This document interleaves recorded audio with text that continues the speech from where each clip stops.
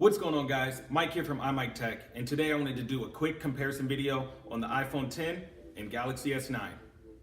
I'm very familiar with both operating systems. I'm not a fanboy of either one. These are just my personal experiences. I went with the S9 because I have really small hands. I've had the S9 Plus before, and it was just frustrating dealing with such a large device. That's what I also like about the iPhone 10 is that it has a much bigger screen, or the screen's bigger than the Plus model, but the device itself is smaller, so that's great. But I picked up the S9 recently because I broke my previous iPhone 10, and while waiting for the replacement to come in, I needed a phone because I didn't have any other way to stay connected. So I got the S9 instead of the Plus model, and I've been enjoying it since I've had it. I've been switching back and forth since I got my new iPhone 10 replacement, and I can't really decide which phone I like more. So as far as the iPhone 10 goes, the build is really nice. It feels sturdy. It has a pretty heavy feel to it. I like the metal all the way around, and glass is gorgeous on devices. I will say though, both of these devices are fingerprint magnet, so that part kind of sucks. That's why I usually rock a D-brand skin. I had the black camo on my other iPhone 10, so I'm gonna get another skin here soon. I am happy that Apple finally decided to go with AMOLED, an AMOLED display. Those I've been a huge fan of those. That's why the number one Android phone I usually get is a Samsung, because I've always loved the Samsung screens. So this screen, it looks great. It can get pretty bright. The colors they pop more. You got the deep blacks and things like that. And of course, the operating system overall has always been silky smooth on iOS for the longest time, and I enjoy the changes that they've made over the years.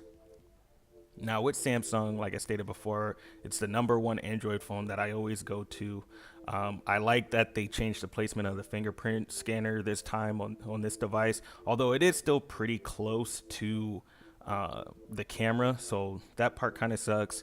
But you have like the tap to wake features, you have the always on display, things like that. Well, iPhone has the tap to wake, but they don't have the always on display.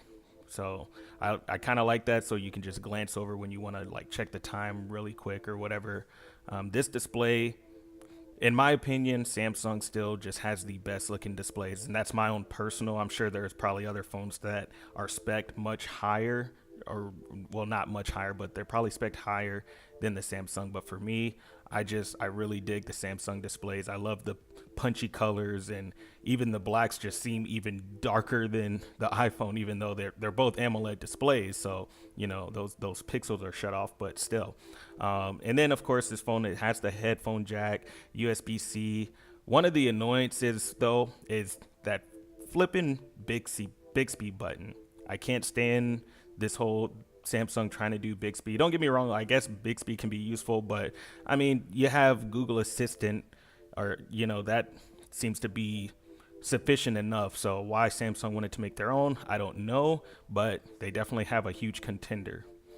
Another thing that I like about both phones, and actually when I had the S9 Plus was the first time I decided to try it out, is the wireless charging. So I'm glad that Apple finally went with that as well. It's so nice to be able to just sit your phone on the charger, and you don't have to deal with like the cords. You just set it up somewhere next to the bed or whatever, and then you're good to go. So that's pretty awesome. And I found that I hardly ever actually plug my phone in now. Doing a video test. This is with the iPhone 10, walking 2 of the 3 fur babies. And as you can imagine, it is a pretty bumpy walk because they're trying to drag me. But I just wanted to do a quick, just go in, open the camera, go to video, hit record. Your more average consumer is not gonna be too big on changing a lot of the settings. Although I will say, hello Apple, it would be nice if you could just do that from within the camera app. I hate that I have to go all the way through to settings to change how I want to record video and things like that. So this has been the iPhone 10 recording video.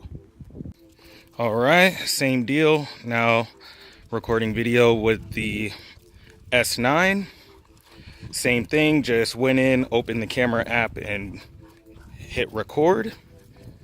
Now I don't know, I didn't even check what this is recording at. I know with the iPhone it was set to 4K, 60 frames per second, so I switched it to 1080. Not sure what this one's recording at. I'll take a look at it after recording the video. But as you can imagine, yet another bumpy ride because they're trying to drag me. But we'll see the differences in quality for, like I said, your average consumer that just wants to open the camera application and record a quick video. Overall, I enjoy both devices. I think as of now, I'm going to stick with the iPhone 10 and then I'll see what new comes out in the future. If you like this video, go ahead and show me by hitting that like button, drop a comment down below, and subscribe. I'm going to try and come out with more content since I have time on my hands, but this has been I My Tech, and I'll catch you guys in the next video.